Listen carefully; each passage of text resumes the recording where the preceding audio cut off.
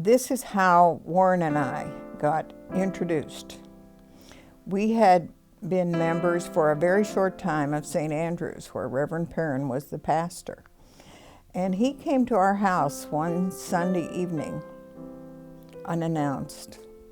And he came in and he said, "I want to tell you what I'm going to do."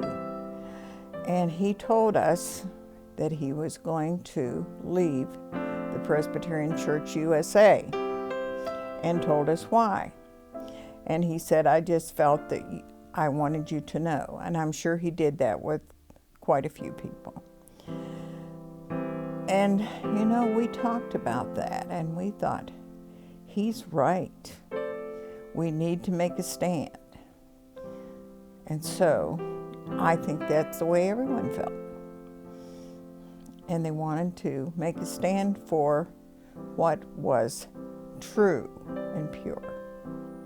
Yeah, he mentioned that he wasn't obligating anyone to go with him or anything but he said as far as his own personal beliefs were concerned, he couldn't continue in the United Presbyterian Church.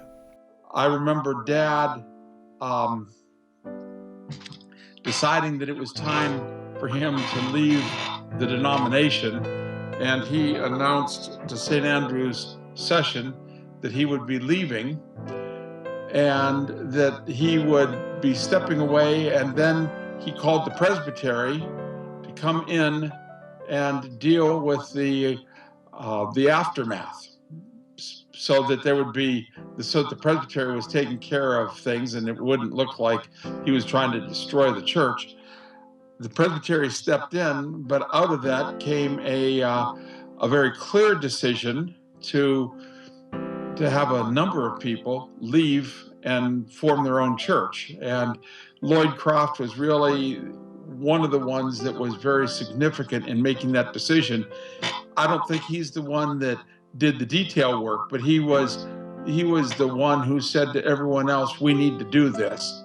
And it was after that that Dad and Mom were asked to stay with the group and become the organizing pastor. But when Dad left, it was his intention to simply leave Butler and go somewhere else.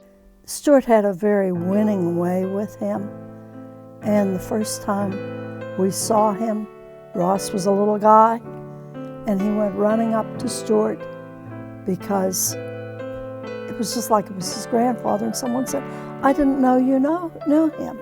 And I said, "No," but he just had that compelling attractiveness to people. He was just a good man. He'd sit down and play the piano for us. He taught us a lot of choruses and music, and we had a lot of enjoyment. We had Sunday morning services and we had Sunday evening services, and Sunday evening services were a lot of music and a lot of testimony. Well, definitely you can look at our buildings and see milestones there. As I said, we started off with a doctor's office, and next to it, this shoebox sanctuary. Well, we built half of the CE building behind the doctor's office building.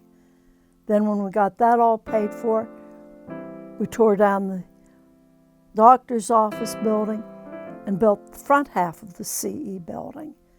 And then after that, when we came along, we tore down the sanctuary and built a new sanctuary. Things that are left from the original sanctuary are the one stained glass window that's in the front, in the narthex.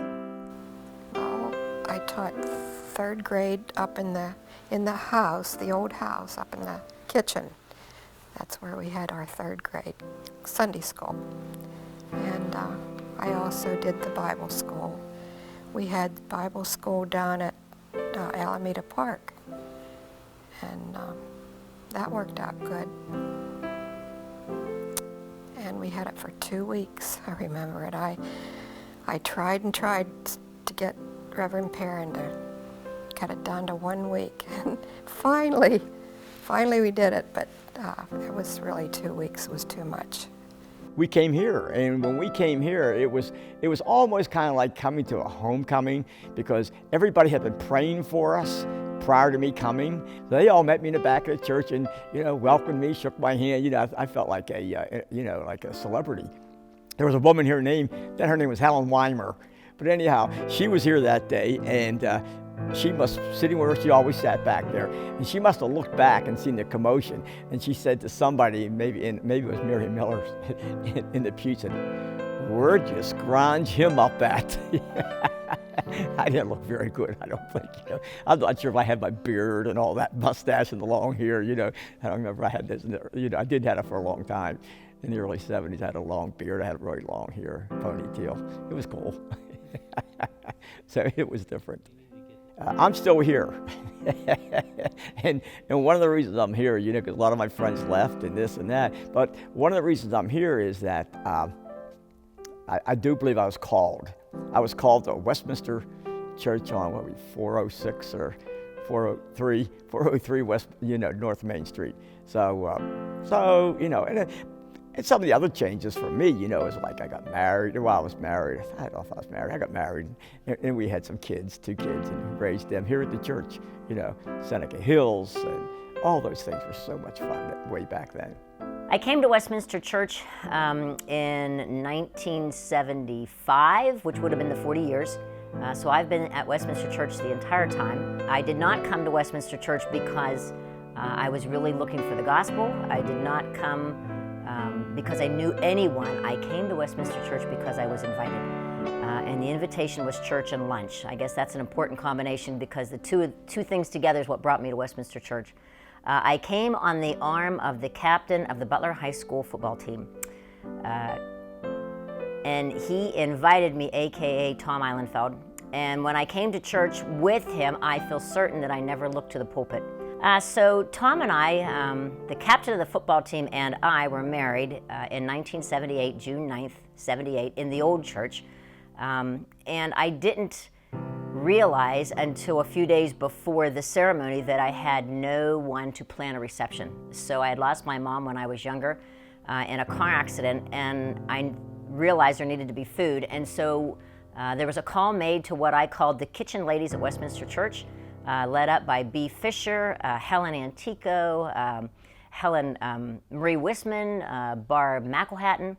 And those ladies united and gave Tom and I a wedding reception. So we had macaroni salad and rigatoni and ham sandwiches, and it was all served under the balcony of Westminster Church. And there was a really, really good time, and I was so very appreciative of their generosity.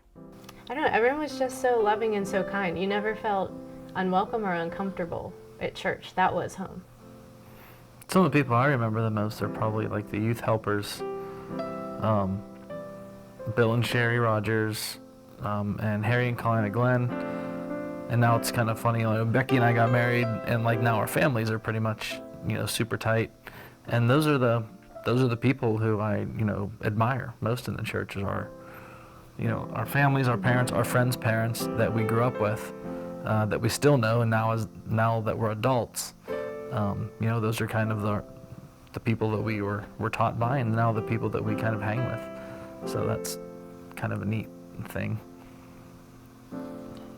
I was going to say, Paul Harbison came over Sunday, and apparently they had taught Alex in class that day. And he was just telling us a little bit of an interaction they had in class that he enjoyed. And it just, I don't know, it was really neat to me. It was very heartwarming to think, Paul, who meant so much to us and gave so much of himself to us, is now giving back to my kids. So I wanted to say something that I knew I had put some thought into, and this is exactly how I feel about Westminster Church. My life has been far richer for having been part of Westminster Church for its 40 years. And I don't know how many more years there'll be, but I'll make the best of it. God has helped me through. and he isn't finished with me yet.